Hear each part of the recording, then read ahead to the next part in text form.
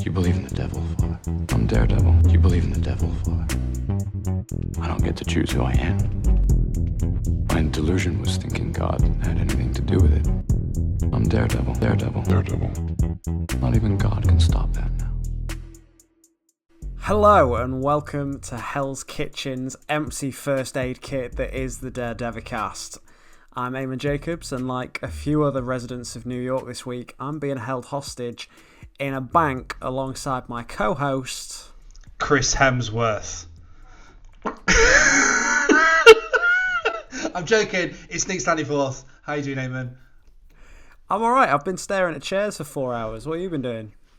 Alan Cumming. This is basically what I'm going to do, mate, for the next hour. We're currently recording whilst where they're announcing the cast for Avengers Secret Wars, which, aka Avengers, and every 10 minutes I will be shouting out random people's names. Some of them might be in the film. Some of them might just be a random guest that I'm thinking of. Bob Hoskins. No, joking, he won't be able to do it. But yeah, what a joke. What a joke of an announcement, mate. I mean, part of me is like, this is kind of great. This is a great bit from Marvel. I appreciate the audacity, because like, if we're talking about superhero fatigue and Marvel fatigue, there's like 7-point-something million people watching a live stream of people putting chairs out. I've got 8.6 at the minute. Well, this is the thing, 8.6. Right? So how do you think they're doing it? Do you think they've just set this row up? And I've got this image, right? And I sent a picture in the Slash Film group chat earlier, right? Of like. It was Steve Buscemi holding a handheld camera with a cigarette on, and he's just got like a timer, and every 10 minutes he's just taking one step back. Or is it like exactly what you're suggesting, and they are just pulling chairs out and putting them next to each other? I mean, look, for the sake of the bit, I would love it if they are actually spending 4 hours doing this. We all know they've just done it in the space of like, I don't know, 5 minutes and just pause the frame or whatever. But it's funnier if you imagine Kevin Feige like, no, you've got to wait 13 minutes and 10 seconds exactly.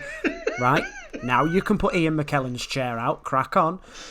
But meanwhile, the rest of the cast are stood behind him. There's like 50 odd people just stood there like, Kev, mate, Kevin, can we sit down? Not yet, the stream's not finished.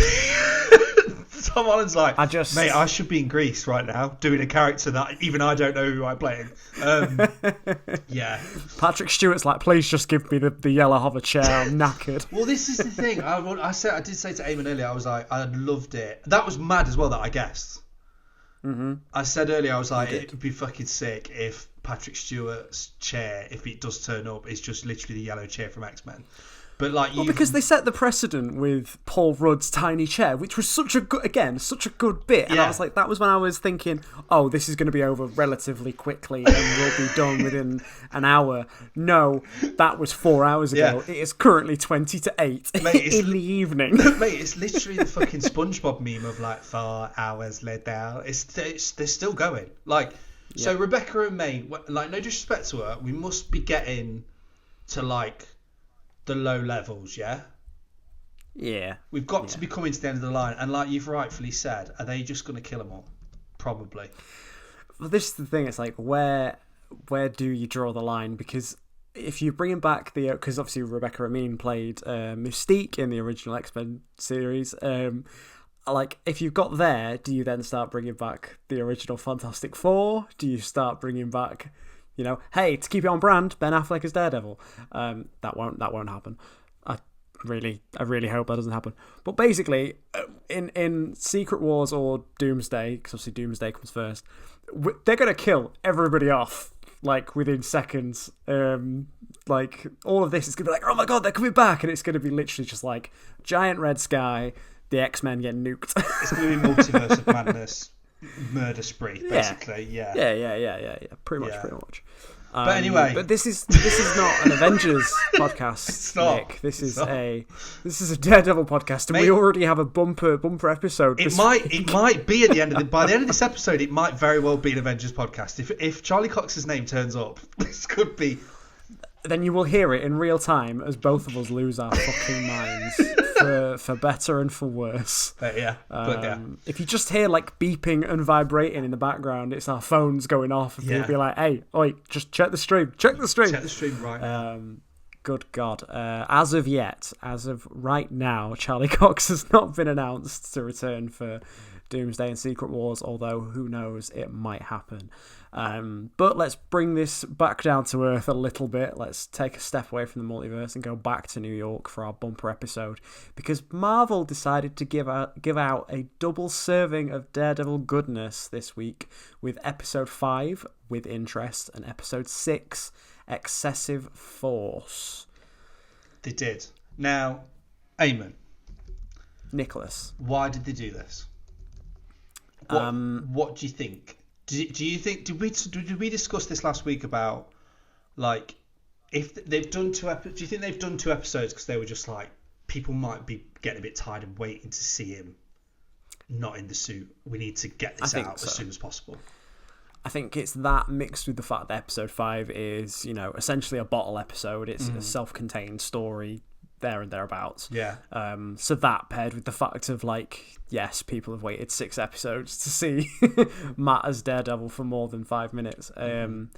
So yeah, I think it's most likely that. It could be a scheduling issue as well, just with other shows that are on the horizon for Disney Plus, not just Marvel.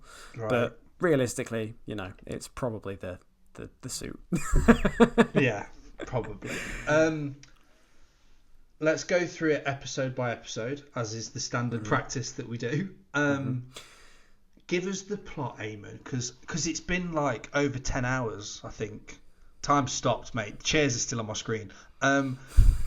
With Interest, what happened? I'm interested to find out what you thought. But yeah, give us a breakdown for those that haven't watched it yet.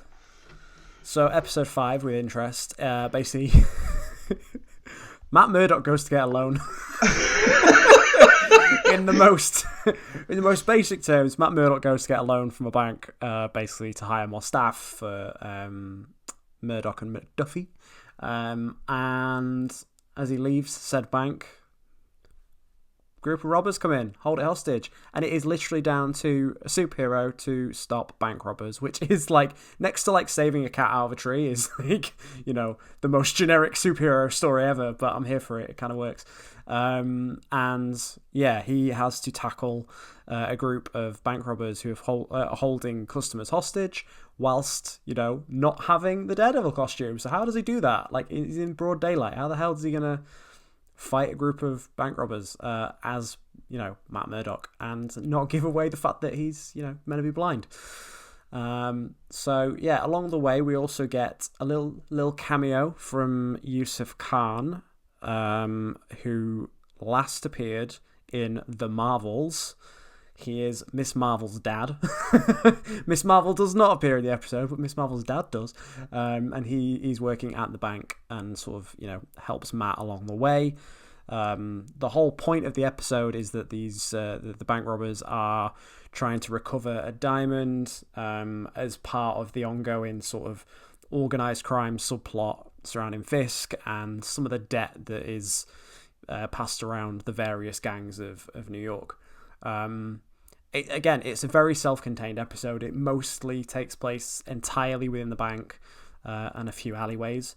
It's very stripped back. It's just Matt trying to figure out how to handle the entire situation.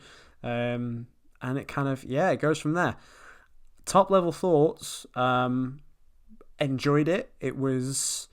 Typically, as I've sort of said before, I hate it when we get to the point in the story where something big's going to happen, and then it's like, oh no, we're going to tell this story first. However, this episode in particular is executed so well, I didn't really have that issue. It's like, it functions the same as a lot of comics do, like where they have just a single issue that is just its own story. And mate, like we've talked a lot about the fights of this series and how occasionally they don't feel up to scratch to the Netflix one. This feels more like an attempt to do that, not just in like sheer brutality and violence, but in, actual just technical brilliance. And yeah, I thought it was a breath of fresh air after quite a lot of just Matt wrestling with his inner demons and, the death of Foggy, etc. It's just it was just self-contained, and I appreciate it. How about you? This for me is the best. This is the best episode of the entire season so far. Very bold claim. I back it. Yeah, Talk to me. The reason being because it's like exactly what you said, dude. It is like it like the first time we saw it. James Marsden. The first time we saw it. I'm going to be doing it for the rest of the podcast. The first time we saw it, I was like, this is exactly what a comic book is. Like, I say it time and time again, your knowledge is far more extensive than mine. However, like, I've got a bit more into it, particularly in Daredevil. So, like, Muse turning up, I'm fully invested because I know all about him. More on that later. Fucking woof. But anyway, but it is exactly what Marvel has been missing. Two, what a perfectly constructed chapter of a comic book story can be if it's put on screen. To the point, mate, where I was like, there's a moment near the end where he stops the lead robber, like the leader, like the brains behind it, getting away. And that fight scene, I was like, if I suddenly started to hear Matt Murdock's inner monologue about, like, he's a tough fighter but I can handle him, like, he's swinging do you know what I mean? Like, as Daredevil would do in a comic, I would not be mad. That's how invested I was into it, and that's how solid it felt. Everything about it felt like it had a purpose. We complain all the time about, when you think about sort of Winter Soldier having to sit through the end credits to see that post-credit scene that has no value of to the film or anything that's happened prior to it at all, with like the leader's sort of visit, like Sam goes to visit the leader in the cell and he's like, oh, sorry, Brave New World. Yes. Prepare for that, prepare for what's coming and stuff, and it's just boring, it's just not relevant, it's not necessary. Having Kamala Khan's dad there is brilliant in itself. But again, it's like we've talked about it so many times, and what Daredevil on Netflix did so brilliantly, it's organic. It feels like he's supposed to be there. It makes sense that he's supposed to be there. They have brilliant chemistry. Matt, as much as like you talk about, how's he going to get out of this situation? He's fucking Matt Murdock. He can smash it. He knows what he's doing, and he does it so well. Like, just little moments where he's fully in control of everything he does. And it's just every time a little hiccup turns up in this situation, he's like, "Oh right, okay, right, I can work with this." Like, it is. So I put a post out about it this morning about it, saying that, like, again, this is solid proof. Charlie Cox can do this for years now. He is. Yeah, absolutely. He is Matt Murdock. And this is the thing. He is Matt Murdock, who is Daredevil, not. He is Daredevil. Like, you think about so many different actors where, like, you look at Spider-Man, right?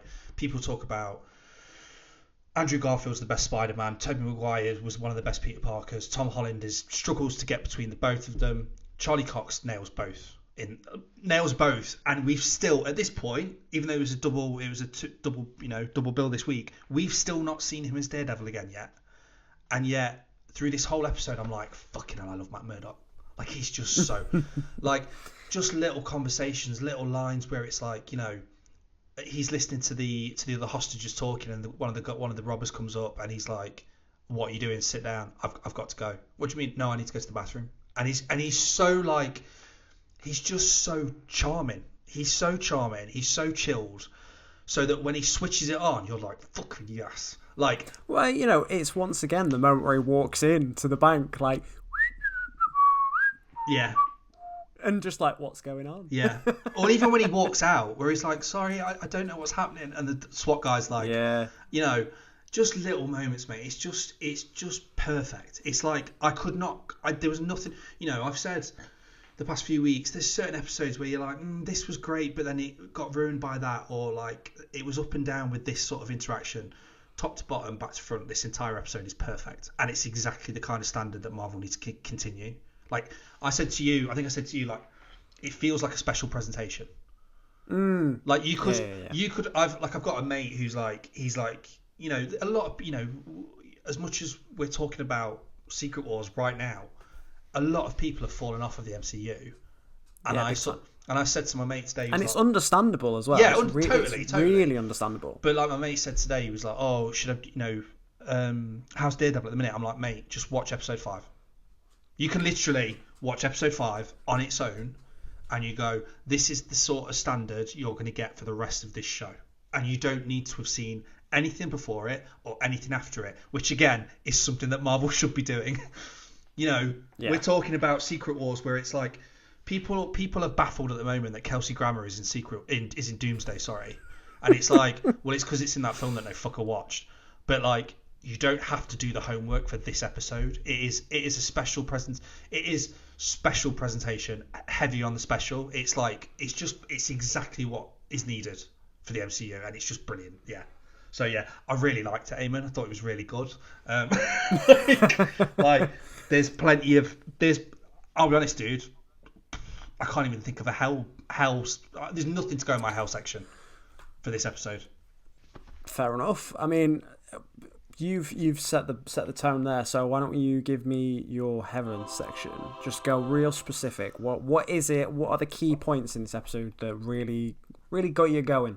I think it comes down to just Charlie Cox being Matt Murdock again and just nailing it, and it just being perfectly handled, and you know, the sort of trigger points where you get excited because you can see how Matt's brain's working. So this fight on the stairwell, I think, is probably the best fight we've seen so far.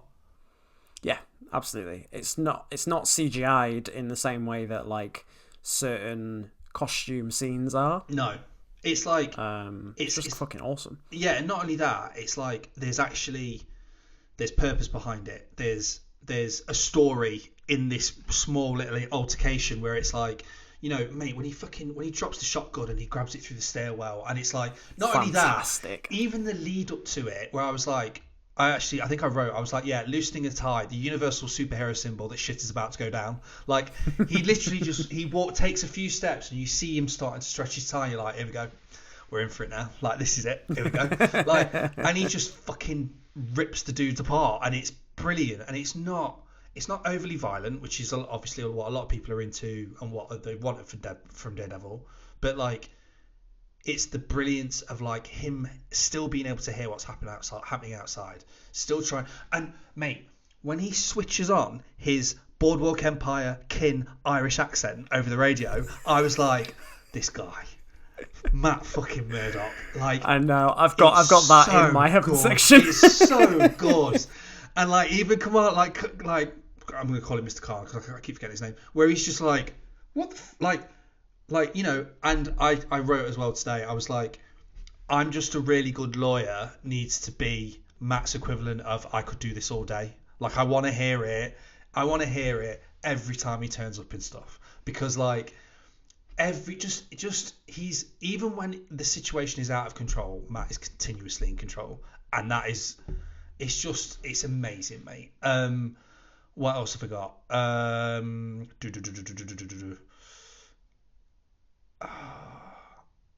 Yeah, just a brilliant bottle episode that's probably one of the most comic book accurate thing the MCU has ever done.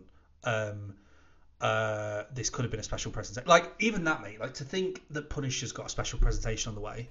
I'm like, this is the standard you need to be looking at. This is the bar that you've raised. You need to look at this and this alone to just do this in future, because it's so good. And like, you know, I can understand some people would be like, well, this is, you know, like you said earlier, oh, we're taking the foot off the pedal a bit, we've veered off. I'm like, this is what comic books are. This is exactly what they are, and it's so good, man. It's perfect. It's just like, I can't complain about it at all. My only, like, if you're going to throw a little bit of hell in the section, the Irish accents of some of the bank robbers is a bit wanky. That was, for me, that's it. Like, fair. Yeah. Like, I'm the bloody king of England was a bit, I was like, oh, this is a bit on the nose. This is like Batman 66 or like 89 chit chat between bank robbers, where I'm the bloody king of England. I was like, oh come on, man. But yeah, just perfect, man. And I loved Matt's little back and forth with Kamala's dad. The mention of Miss Marvel, but not on the nose. You know, oh yeah, the infamous like Kamala Khan, like just great little. That's the kind of dialogue you read page to page, where like you know something that they don't. It's just perfect, man. It's fucking great. Yeah. So. Enough said. Yeah. Yeah, I mean, this is, comics do work in arcs, and I feel like this show is leaning into that quite heavily. And this is just the little break between an arc. So in a very similar way to something like Andor, just to jump universes for a second, in the Star Wars franchise, Andor worked in like 3 or 4 episode arcs, and I feel like this is doing exactly the same thing. It's just not quite as like overt, I guess. It's just like, oh, this is the little take a breather, have some fun, watch Matt Murdock beat the shit out of some thugs for 40 minutes. Yeah. But I mean, by and large, my Heaven section is very similar. Some of these fights are just fantastic, especially the one towards the end, where he's got it's Devlin in the alleyway. Matt's just an utter savage. He fucks the guy's face up with a glass bottle, jumps on his leg and snaps it in half. It's just, it's balancing that line between the Netflix show and like this show in a really good way. His accent is, I wrote down Matt dispatching that one guy in the stairs is cool, catching the shotgun is cooler, and flexing the accent he learned on Kin is just masterful. But yeah, it's just great. I mean, an honourable mention is that Devlin, aka the world's politest gangster from episode 3, is kind of a visual nod to a classic Spider-Man villain called the Sin Eater. He showed up in Spectacular Spider-Man 107, and he basically dresses in a green balaclava and a bluish top and wields a shotgun, and that is how Devlin dresses this entire episode. And in that comic, the Sin Eater basically murders one of Spider-Man's allies in the NYPD, and Matt Murdock helps catch him. So right, cool. There's a nice little tie to the comics without being like so heavy-handed. But yeah. Even that, talking about not being heavy-handed, like even the sort of color coding, it was like of course Matt's going to wear the red balaclava. Yeah, of course he is. Like even though he's blind and doesn't know which one's which. Shit. Yeah. Just mate, it's so good. It was fucking Channing Tatum. I'm doing it. Oh god, I wish it was a weekend and we could just drink every time there's a new name announced. Fucking hell, Christ alive. But yeah, dude, just great. Do you have anything in your house section? I do actually. Do tell. And it unfortunately is to do with Mr. Khan. Right. Okay. Now, don't get me wrong. I think him showing up is not an issue. Like you said, it works perfectly. It makes this world feel a little bit more real, because not every cameo is going to be, bumping into a superhero, because that would be stupid. Like, again, I'm aware of the thing I'm about to say, but it stretches, that believability aspect a little bit too far if every episode Matt bumps into somebody else that happens to be a superhero. Like, that's just a bit silly. Yeah. But in an everyday setting, somebody's dad working in a bank actually makes sense. Yeah. It feels grounded. He's a normal guy just trying to, make a living. He's not billionaire playboy. It's just, I liked it. However, some of the dialogue, for me personally, of like shoving Kamala into the conversation every 2 seconds, I was like, all right, I get it. Like, you're Miss Marvel's dad. Like, it's just, it was a little bit too much. However, that is the character. Yeah. So, like, of course he would do that. But for me, I was like, I get it. Like, can we move the conversation on a bit? Yeah. It just sort of ground a few scenes down a little bit. But again, I am aware that that is exactly how that character would behave because of, how he was written in the Miss Marvel TV series and in Marvels. Like, I get it. But yeah, for me, I was like, all right, stop talking now. My rebuttal to that, I think, is like, you're right. It is what the character would do, but it's like, I don't know, like, is he just the overly proud dad now of like, my daughter's a superhero, and I'm bursting at the seams to tell people, and it's like, it's just, I don't know, but like, I loved even like, whilst I agree with it, like the front and the back end of their sort of encounter is like, yeah, it does shoehorn it in, whereas there's a bit in the middle where he's going through the safety deposit boxes. And he talks about, he's like, oh, did she has she taken that on board, the value of like saving and stuff? I was just like, this is the again, the organic element of it, of like two people just talking about, oh, is your daughter actually, does she value money? Like, you brought it up, like, well, yeah, when she's not like fucking off onto other planets and stuff, but like, you'd be like, what? but yeah, it's just, I do see where you're coming from. But I also loved as well the great sort of circular sort of route. It kept coming back to the like sweet jar. Whereas like, as soon as I saw the colour of that stone, I was like, right, I know where that's going. I know immediately where it's going. Obvious. Yeah. But it's so, and again, Matt being such a smooth bastard, where he's like, these are nice, and he just gets up and goes, and he's like, and it's just the rummaging through it. I'm like, oh god, Matt fucking Murdock, you legend. But yeah, what a guy! So, yeah, what a guy, man! What a guy. House, yeah, like I say, House section for me, not massive. Just the wanky accents. I think some of the police back and forth. It's very Inside Man. Even to the point where like he's hiding in plain sight. The guy gets away, and but yeah, I think like the tell me a joke bit. I was like, I don't know if I like this. See, I did, because it was kind of, it was just a bit of like villainous fun. Like I think it's hard nowadays to do a villain that's like charismatic in a way that's nearly mustache twirly, but not so much, because it can be seen as cheesy, obviously. And I think this guy managed to pull it off just about right.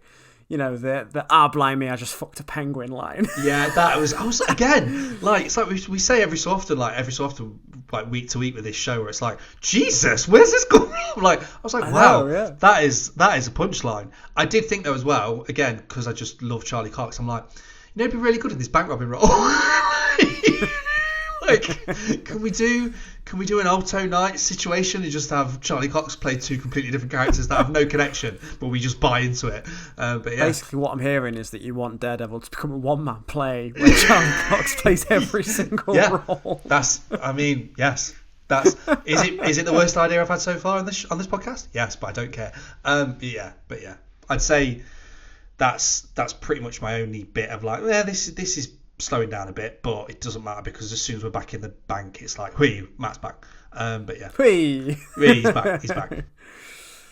I mean, I'll just say I don't know what more else to say on episode 5, because I feel like it's just, I think you put it really, you've said it really well of saying like it is the bar that Marvel needs to meet now. This should be the high point that all special presentations meet, because it is one, essentially. It's just fucking awesome.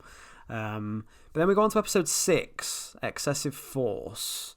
Now, this is where we move back into the Muse territory, and, the city government start to realise that or the city council, rather, start to realise that they have a serial killer on their hands. And it becomes about this hunt for Muse, and, who is he? What's he done? Like, where are all these bodies? Like, what are all the murals about?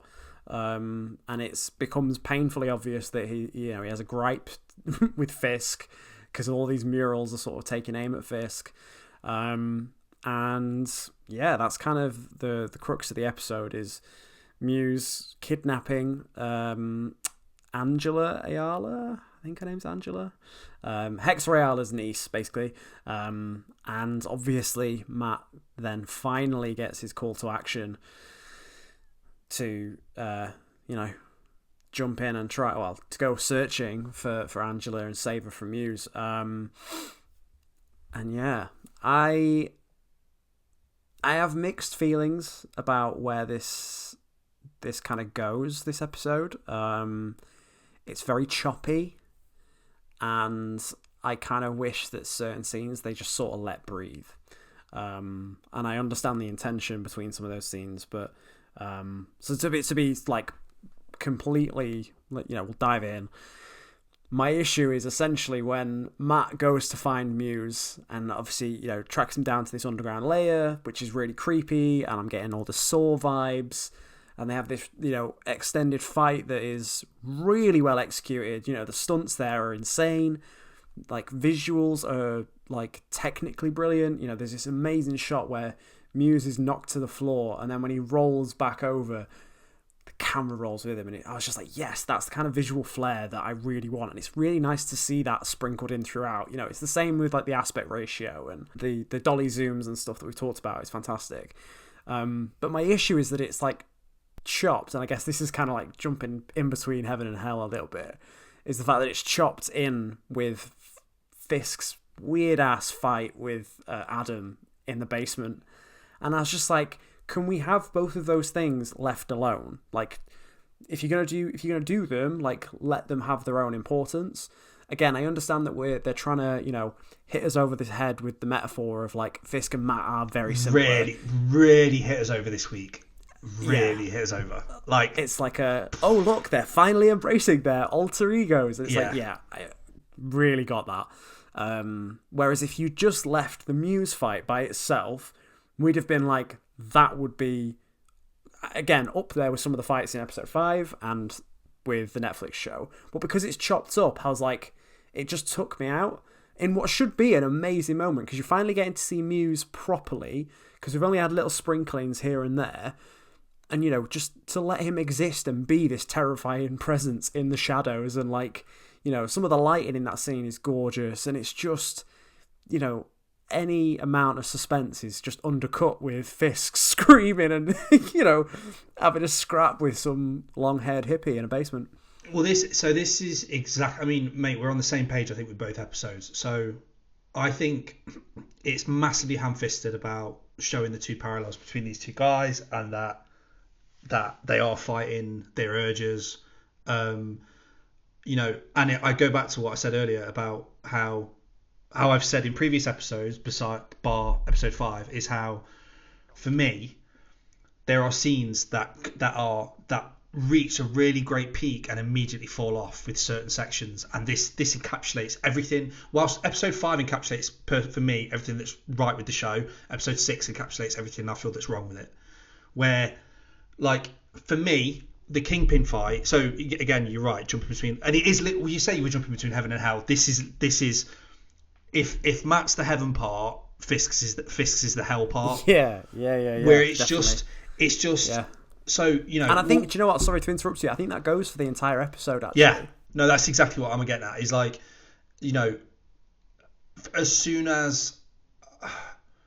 There's a few other elements that I don't like, if I'm totally honest, but with Matt's sort of side of the story, for example, with this episode, and it's like, however, the part of Muse sticking his head out down the train tracks and thinking he's heard something, and you just see this figure in the shadow, like blurred, running at him, and it's like, here we go, he's fucking back, like, and he just proceeds to just wail on him. And you're exactly right. Like this, this is what we've been waiting for. This is exactly what we wanted, and we've got it. Now we're going to cut to Fisk, for some reason, giving an axe to a guy that he's clearly beaten up on repeatedly over the past few weeks, instances we haven't seen. And it's like, he's malnourished, he's weak, he's fucking crazy, he's got no idea where he is, and you think giving him an axe will give him an advantage? It doesn't. And also, for that scene, I was like, this isn't what Fisk is. Fisk wouldn't do this thing. No. You've actually dumbed down one of the smartest villains in the MCU by going, I'll give him an axe to make it fair. You're like, yeah, but Fisk wouldn't do that. Fisk knows he's already weak. Fisk would be the type of person to be like, yeah, go on, you're free, and then just grab him and smash his head in with a fucking table leg or something. Do you know what I mean? That's the type of person that Fisk is. Fisk is not, like you say, to just brawl for the sake of having a brawl. Like it. You know what it reminded me of when it started, and I was like, oh, this is promising. For people that have seen The Black Phone, where the doors left open. And he's considering to go up the stairs, and he gets the phone call from one of the kids. He's like, "Don't go up; it's a trap." Like, he could have just done that. He could have. How fucking sick would it have been if, like, the cell door opens on its own. Adam walks out, and he's just like, "What the fuck is going on?" And he walks, and he walks, and he walks, and he gets to the top of the stairs, and Fisk's there, and he proceeds to kick the living shit out of him. Like, that would have been scarier, and that would have Fisk. been the same. Yeah. And that's the sort of the switch between the two characters of being like, this is the nature. Like, Matt will go after the action. Fisk will let it come to him because he's smart and he knows how to handle situations. He predicts how people operate before they've even done it. Whereas, no, I'm just going to chuck you an axe. I was like, this is bonkers. This is so just shit. Like, it's just... So as a result, you're right. It just undercuts Matt's like call to action, and the brilliant of just him sat at home being like, "Fuck it." Like, it's so good. Like, it's so good. And yeah, the fight scene's brilliant. Are you doing your Heaven and Hell section? Are you going to do yours? It's kind of we're kind of there, to be honest. It's kind of all over the shop because this one I feel like, as we were getting at. The best parts of this episode are with Matt, and I'm actually going to praise him and Heather for once. I actually liked. I'm not saying it was brilliant. It's not technically in my Heaven section, but I liked. Whoa! We're not going that far. But I liked the fact that they actually had a quieter moment that wasn't just, "Hey, what about your dead mate?" Yeah, but then it was, hey, could you like hook me up with the Punisher? Could you let me speak to Daredevil? I'm just like, oh, folks sake. That bit, again, that's where it started to die down a bit. You're like, oh, you were doing so well, guys. I know. Room for improvement, but it was there. It's fine, I've got it. But when you get onto the into the Muse murals, the sanitation guy's like, I don't understand. See, the mural, it's made with this epoxy, so I had to do a chemical analysis. So then I had to get this special solvent from my guy in Philly. Tell him what you told me. The worst news. Oh, right. It's blood. The mural, it's made out of human blood. So anyway, about my power washer. Like, you're just like, what? Right, I've got the Karcher 900, but it won't coming off, so I took it through DNA testing. It's human blood. Like, but the Karcher was really good to get it off. Fuck off, honestly. Like, we get it. We get what you're trying to do. But please stop, because you're failing miserably. Like when Fist's assistant is like, no, get to the really bad news. No, you don't walk in and go, I've got some bad news and some really bad news. You just go in and go, is there anyone I should speak to about the police? Because I'm literally trying to take this mural off, and I think it's made of human blood. Yeah. End of sentence. End of conversation. Like, do not jump around that subject. The only sort of saving grace about that whole thing is that Fisk later on basically says when sanitation figures out there's a serial killer before the NYPD, maybe it's time to switch up the protocols. And I was like, do you know what? Considering that conversation, yes, that makes perfect sense. Yeah. But the actual content of that conversation, is I was like, bonkers. Get in the fucking bin that you were cleaning, because it's shit. Fucking hell. Honestly, it did my head in. So again, Sorry to that guy, but he was shit. Yeah. I mean, cool that he was in the bank as well. He was one of the hostages in the bank, which I thought was cool. Yeah. I also liked when... Oh, shit. What's the gangster's name that came to see him? Fuck. He's the guy that the bank robbers were stealing the jewel for, right? Yes. Yeah. When he goes Victor? to see... I want to say Victor. I want to say Lance, motherfucking Lance. It's Tropic Thunder. Pedro Pascal. Just checked. I just checked. Whilst you're right, that conversation's dog shit. I did like when Gangster Boy turned up at Fist's office, and one brilliant line is, "You're out of the game, old man. Stay out of it." I was like, oh shit, son. To go from the first episode of Fisk walking into the room and all the bosses being like, fucking hell, Fisk's here, to this, it's like you are losing your grip. Like, you are losing the grip on the world that you thought you were controlling of, and now you don't understand. You don't know how this world works because you've broken it so many times and bent it to your will. And it's like, right, now you have to stay inside the law. And like you say, like, current practices aren't working. We need to like switch up. Obviously that reason of him losing grip is essentially why he goes and beats the shit out of Adam. But it just, I think the execution of that like arc in the episode did not work well. I also think as well, Adam is a poorly handled character. Like, I don't care. Two-dimensional. I sorry to that man, but I don't care about you. I don't care about you at all. Again, I think it comes down to if they spent more time establishing the smaller moments. If we had even had like one small scene of Adam and Vanessa, that would have been so much better, because then you've established actual relevance to their relationship. Because we've not seen them share the screen at all, we have no reason to care about them. Yeah, she's not as invested. She clearly doesn't give that much of a shit. Like, even more conversations have been like, I've not spoken to Adam in how long? Where the fuck is he? I don't know. Or even, going to the police and filing a missing persons report or something. Just a sensible... show that she cares. A sensible thing that a real human would do. but it's comic books, and we're like, sorry. But like, also, just even probably more conversations between Fisk and Adam. Getting to know Adam, of being like, how... I remember in last week's where she talks about she loved Adam's hands. And it's like, how good would it have been if like fucking Fisk just broke his hands? Like, that episode just went down and just fucking didn't do anything and just grabbed his hands and crushed them. And you're like the man that's wrecked my life, or part of it, I'm just punishing relentlessly, continuously. But no, I'm gonna let him out of prison cell with a fucking axe. Like I'm a video game boss. Can I do my hell section? Because it's, of course, mate, fucking winding me up. Right, so loved the heaven bit. Obviously, Matt just putting the fucking suit back on and just going to town. A treat. Mate, that whole fight with Muse is phenomenal. Like, I just loved it. When he shoots the grappling billy club to pull himself forward.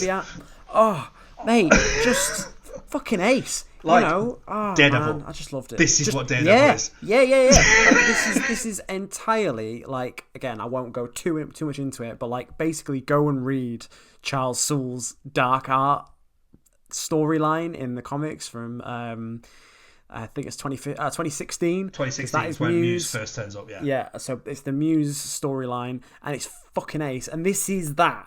Like, by and large, there's a few differences, but like, this is that, and I was just like, like, this is just a comic. It's just like, this is just a comic in live action. I just fucking love it, man. You're like that dude. Have you seen that interview, that surfer, where he's like, so like, go where one waves, it's like, and then you're like, Look, there's no words. I just fucking love Daredevil, mate. Don't know if it was obvious. But I just fucking love Daredevil. So no, you're right. Like, it is great. The fight's amazing. My issue, and I don't think it's going to get addressed, and I don't think it's going to get highlighted, is that they are so far not giving us the Muse that is in the comics. Yes. Yeah. Which is my biggest gripe. So, like, for those that don't know, Muse in the comics does have special powers and is basically a sensory void. Like Daredevil can't, like, not even Daredevil, but like, people can't get a gauge on him because he basically sucks in. What is he? He's essentially described as a black void, right? Yeah, like, so any information, he doesn't give out noise, no smell, like, there's like basically no sound. So Matt, obviously relying on sound, cannot. So just to quote Mr. Murdoch himself in the comics, sense sounds. It's like he's drawing them into himself, like a black hole for sensory information. Makes it hard to get a lock on him, and it's like he's like there's a panel where he's just like stood with his arms out and he's just sucking in everything, and it's like, now, understandably, the budget that this show has, would have been a lot. It would have been a lot to ask to suddenly introduce this this super powered element into the show, right? In a series and a previous sort of what we call a chapter of Daredevil on television, where it's like, this is realism, this is hard hitting. The superpowers aren't as strongly sort of relevant in this world yet, and that's fine. But then I'm like I don't know, like it's the thing of like, we've obviously we've seen Muse from time to time leading up to this, and it was like, it sort of dawned on me this week where I'm like, well, if we've not seen this power set now, we're never going to see it, and it's so sort of frustrating, because it's like it sort of not shits on, but it just takes away a really compelling and interesting challenge for Matt to deal with. And as soon as he's essentially tracked him down immediately, like, it's not even, he's just like, oh, he's at a train station, like, I'm just gonna go to the train. I mean, did I miss anything in the episode? Like, does he even I believe he was tracking Angela's phone. That's it. Sorry, yes, you're right, yeah. But yeah, you're right. It is very quick. It is just, fuck it, I'm gonna put the suit on, leaps off a building, and then suddenly he's underground. And I'm just like, this is so shit, because Muse is a really long time villain when he turns up. Like you say, 2016 he turns up, and he's in I think he's in 16 issues. Like, he even comes back from hell. Not comes back from hell, but like, there's a ghost situation and all that stuff. But like, yeah, that's current.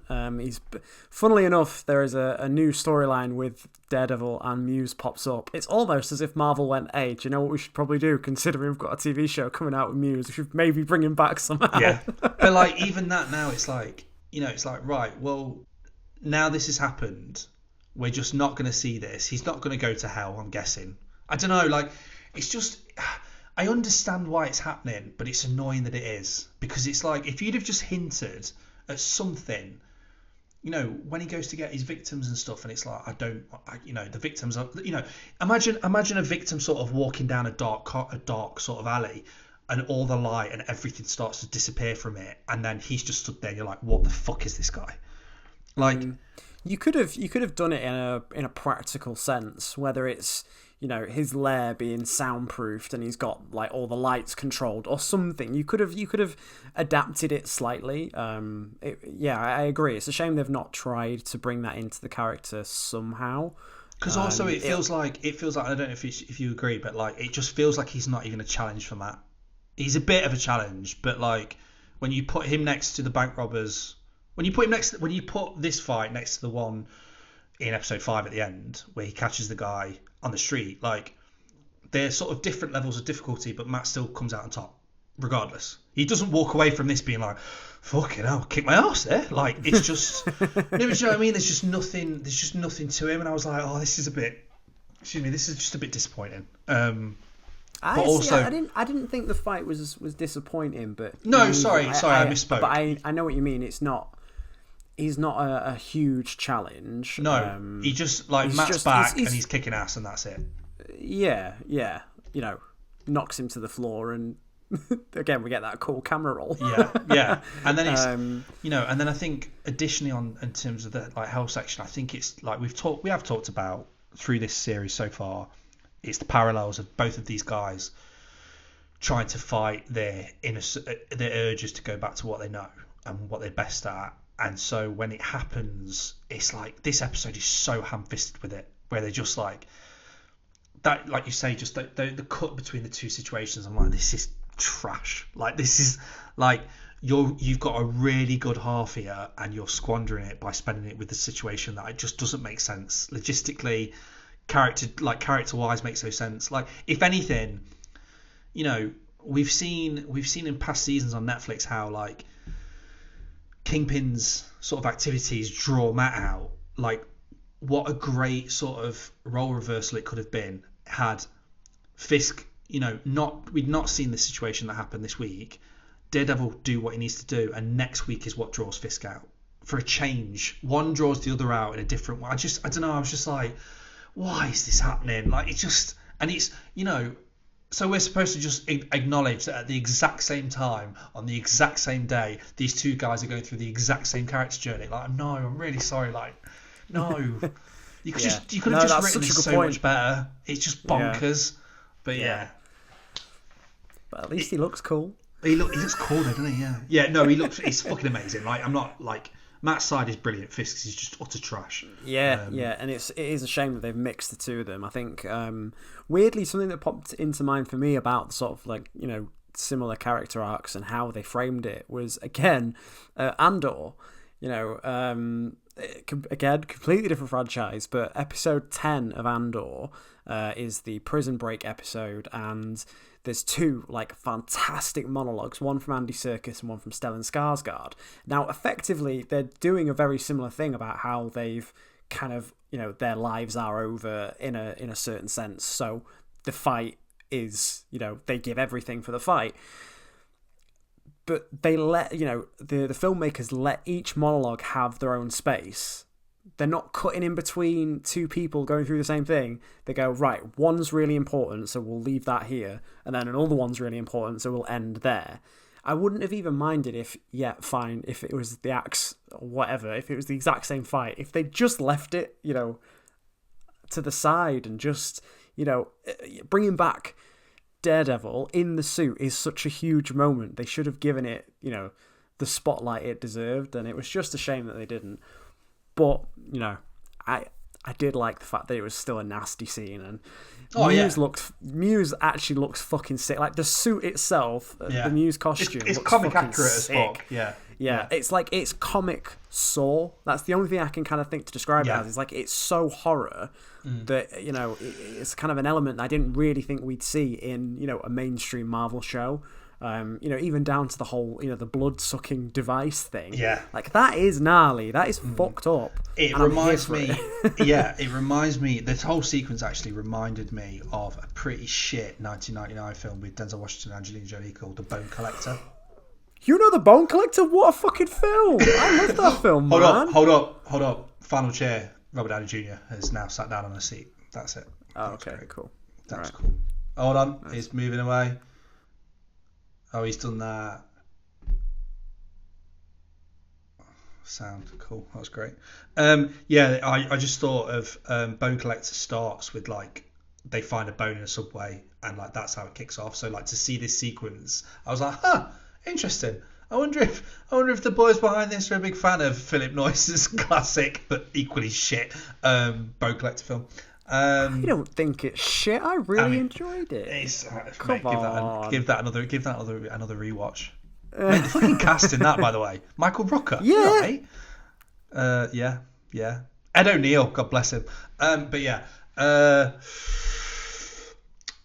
I also think is a cool touch, and they didn't use it a lot, and it was right for doing so. There was stick with me. I'm going to go off on a tangent. There was an interview I saw with Charlie Cox and Vincent D'Onofrio for GQ, and I think they were going through their scenes through from like the very beginning of Daredevil. So it's like the hallway fight, it beat you, all that shit, and it came down to Charlie Cox's fight with, Daredevil's fight with Bullseye at the start of this show, and he mentioned the bit where Bullseye comes out the top of the roof and then Daredevil just like swings in and lands, and it's it's the comic accurate. And he said these are the moments where I was like, this excited me because I'm like, this is what fans have always wanted. Like, and he was like, he said, to quote him, it's just those little flecks of detail that make it so much more powerful. And the shot, I didn't particularly like him jumping off the roof and swinging off into nothing. I loved him running across the rooftops. I was like, this is Daredevil. This is, if you put fucking Tom Holland in the same shot swinging a lot, I would probably lose my fucking mind. But yeah, it was just a nice little thing that was it. We've spent 3 seasons in a shitty spin-off team-up thing of seeing Daredevil literally cross streets to go into warehouses, walking like a standard civilian pedestrian. So to see him like hopping over fucking like chimney pots and shit, I was just like, this is great, man.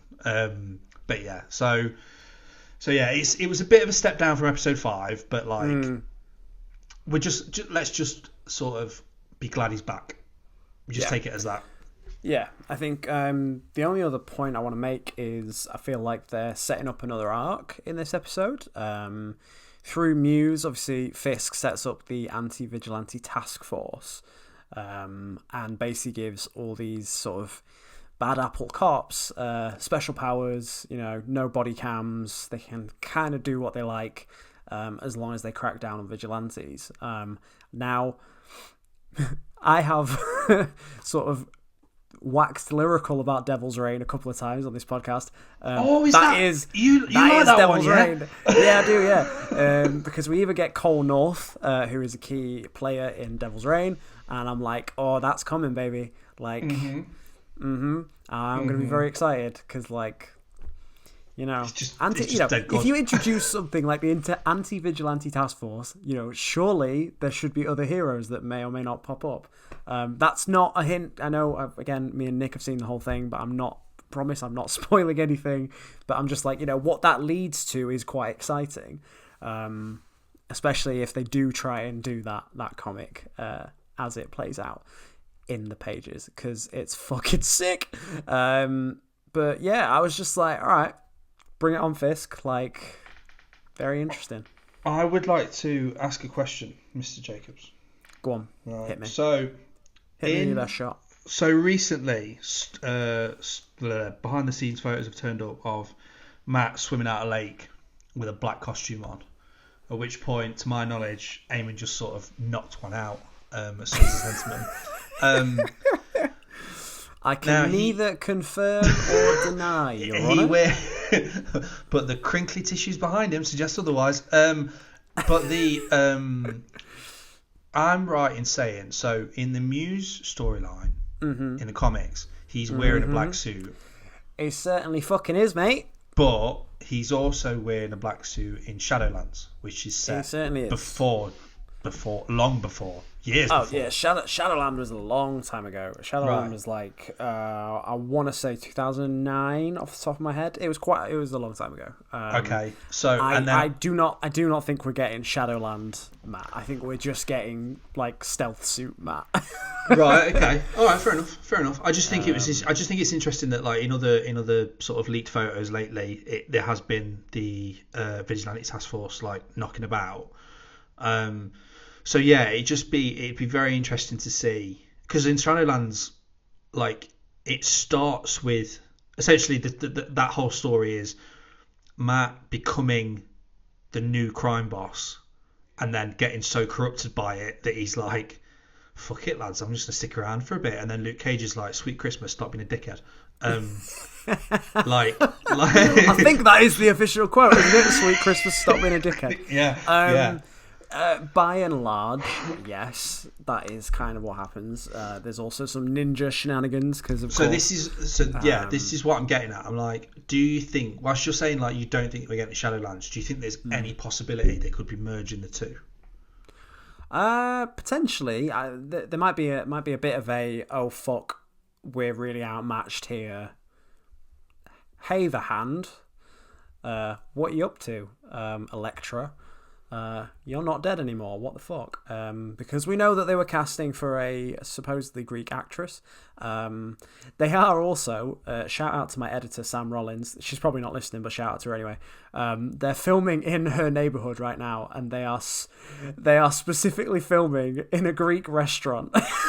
And she was like, "Is this relevant?" And I was like, "Could be," because Elektra, and she was like, it is a very Greek neighborhood, and I was like, that would be really funny if they are actually just committing to the whole thing and being like, fuck it. Yeah, I don't know, I'm not sure. They could be mixing the two things a little bit. Like the black suit in the Muse arc is just like, essentially he's feeling a bit edgier and just wants to wear a black suit. Like, as do we all from time to time. He was listening to My Chemical Romance. He just wanted a bit of, he's just feeling his emotions a bit. So, yeah, I don't know. I more lean into that of like, oh, I need to actually be a bit more discreet. I am running around in a red suit. Lol. But, hey, if they want to call on some ninjas, I welcome the challenge of them trying to bring that again. Absolutely. Right. Can we also add that? Not really. That'll be fine. We also had though people, because we've also seen photos of Karen with a full on red head of hair, right? Yeah, boy. Looking like Fans, MJ from the comics. Fans, can we just be sensible, right? She's not dyed her hair. That's clearly No, a wig. It's clearly a wig. Obviously, it's a wig. Like that. It's a disguise. They're like, oh no. Some people are like, oh no, they're going for comic accurate. I'm like, no, they're not. No, they're not. She's intentionally wearing a bright red wig, which is kind of the antithesis of sort of being undercover and like keeping it down low. But like, yeah. If you think that is a woman's real hair, I'm a bit worried for you. But hopefully that's none of our listeners, because you're all a sensible lot who've got great taste, because obviously that's why you're listening to this podcast. But exactly. Come on now, let's be sensible. Yeah, come on. Be sensible. You know, in the same set photo, Charlie Cox is literally wearing like a big coat, a hoodie, and like not Matt Murdock clothes. Very clearly in a disguise. All he needs is a baseball cap and and sunglasses, and he's like the stereotypical Marvel disguise outfit. Like, what the fuck are we doing? Of course it's a disguise. Fucking people are idiots, man. I saw some people being like, "Oh no, it's actually Patsy from Jessica Jones." I was like, "No, it's literally Deborah Ann Watt. Like, what are we even doing?" Like, I get it, you know, it's part and parcel of being a nerd of like, oh, is this going to be a cameo? I get it, but like, it's literally Deborah Ann Wall. Like, what the fuck you on about? It's like, you are not my Murdoch, you can see. Do you know, Just, fuck me. Look, hey, you know, I love nerds, weird nerds, but I fucking hate them sometimes, you know? Yeah, just be sensible. Just be sensible, guys. Engage your fucking brain. Engage your brain. But yeah, so that was just me, just sort of clarifying. Good stuff. Amy, should we leave it there? I think that's a good place to leave it there, mate. That's good. It's good. Solid. Nice episode. Not at all chaotic. Not at all interrupted by random shout-outs from you. Updating us on who's been cast in Avengers Doomsday. Chris Evans. Spoiler alert. It's basically fucking everybody. Except Jonathan Majors. But like... and Tom Holland, supposedly. Oh shit, yeah. Yeah. Oh. There'll be some stuff that they're not including in for. He's busy in Greece, knocking about. Like, he's not just doing that for shits and gigs. He's filming the Odyssey for Christopher Nolan. Well, you know, it's like a gap year, isn't it? But yeah. Before we go, I've forgotten a rating that we have not done. Episode 5. How many Billy Clubs would you give it, Nick? Oh shit! Oh, 5 Billy Clubs, no question. No question. I mean, I would say maybe 4.5 Billy Clubs. Why is it losing half a Billy Club? It as great as it is, I don't think it's as good as some of the other stuff we've seen. Okay. It's fantastic. I did love it. It's just I wasn't like as gripped as earlier stuff, I think. Fair. Okay. Does that make sense? Yeah, you're wrong, but yeah, okay. Episode 6 then, how many Billy Clubs? I'm gonna say 3 Billy Clubs. Ooh, okay. It was still a very good episode, but like it's just messy. And as we've said, like the dual arc thing at the end, I was like, nope, you fucking lost me. No, yes. No, even. No, fair. I would say, I would have said 3.5. Okay. But you make a solid argument for 3, because in my head I'm like, am I just being generous with a half a Billy Club? I think I am. Like, yeah.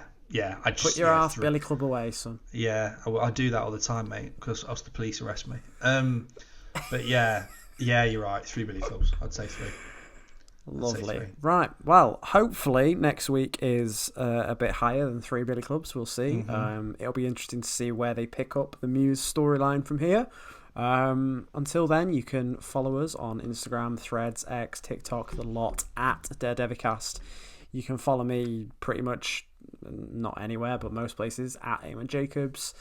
You can follow Nick. I'm on like Blue Sky and Threads at Nick Stanleyforth, I think. Pretty sure. Just look for my name. I think. Just have a gander. So. Just have a gander. I got a really nice. Just to interrupt, in fact, because if they were listening, I got a really good reply regarding a bit of an analysis, my little analysis of this week's episode 5, because I loved it ever so much. Go on.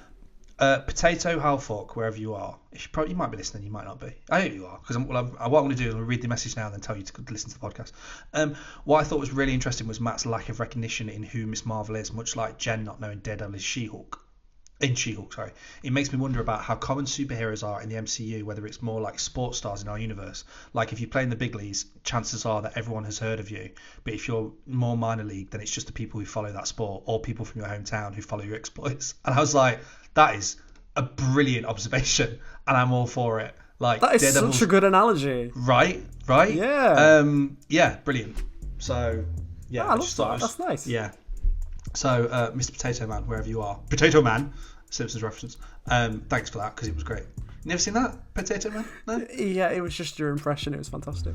Potato Man, where the hell have you been? But yeah, on that random note, I'm going to fuck off. I'm also going to fuck off. Cheers. Bye. Love you. Bye-bye. Love you. I'm Daredevil. Not even God can stop that now.